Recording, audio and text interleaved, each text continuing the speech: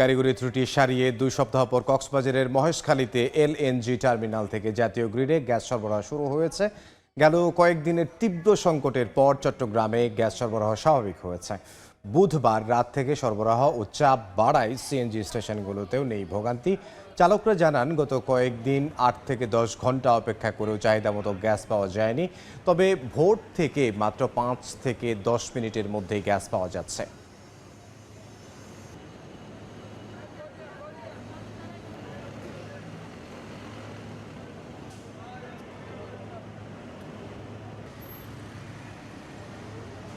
এ বিষয়ে বিস্তারিত জানবো। চট্টগ্রাম নগরীর কদমতলী গ্যাস ফিলিং স্টেশনে আছেন সহকর্মী ফেরদৌস লিপি। সরাসরি যাব তার কাছে।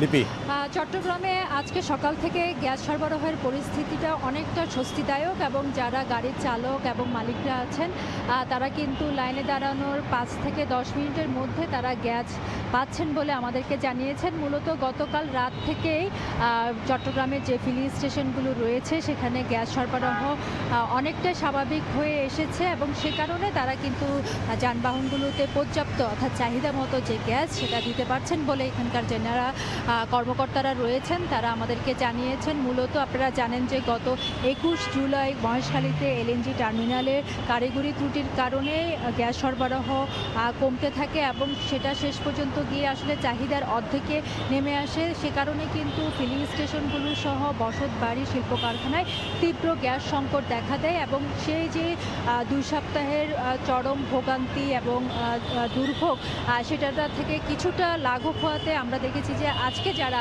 গ্যাস নিতে এসেছেন তাদের মধ্যে কিছুটা স্বস্তি এসেছে এবং যারা ফিলিং স্টেশনের কর্মকর্তারা আছেন তারা বলছেন যে গতকাল রাত থেকে অর্থাৎ ভোর রাত থেকে 4টা থেকে তারা আসলে গ্যাস দিতে পারছেন।